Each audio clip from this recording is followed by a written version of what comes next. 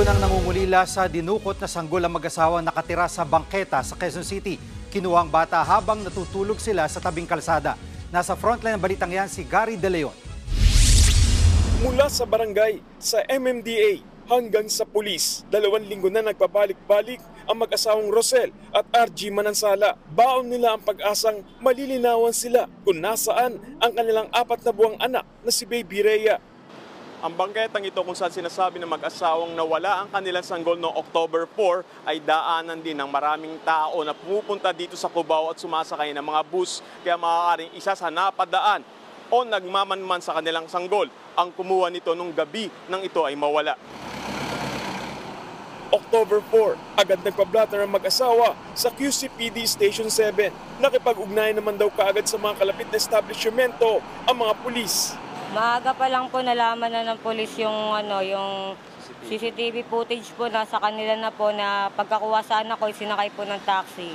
Yun nga lang, hanggang ngayon ay wala pa ring malinaw na update ang mga pulis sa kinaroroonan ni Baby Rhea. May iniingi pa raw ang mga pulis sa mag-asawa. Ang sabi po niya kailangan daw po ng birth certificate para katunayan daw po na ako daw po talaga yung nanay ng batang ito. Nito lang October 15 na makatanggap ng formal na police report ang mag-asawa tungkol sa kanilang kaso. Pero wala pa ring linaw kung may babalik pa sa kanila si Baby Rhea. Dito na naisipan ng mag-asawa na humingi ng tulong sa media. Kung hindi po nalaman na may kasama po kaming media, hindi pa po nila siguro kami intindihin, sir. Sobrang hirap po talaga, sir. Halos pinapagalitan po nila kami. Sinubukan ng News 5 na humingi ng kopya ng CCTV footage sa convenience store kung saan raw pumasok ang babaeng kumuha kay Baby Rhea bago sumakay ng taxi. Pero hiningan kami ng certification mula sa PNP.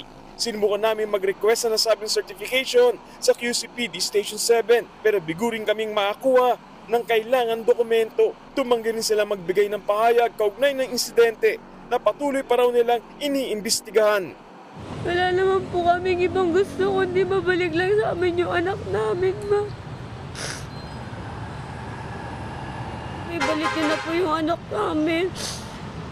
Parang awa niyo na po. Nagbabalita mula sa frontline, Gary De Leon, News 5. Mga kapatid, Jiggy Manikad po, iba na ang may alam at may pakialam sa panahon ngayon. Para sa konkreto, kumpleto at komprehensibong balitaan sa Frontline, mag-follow at mag-subscribe sa social media pages ng News 5.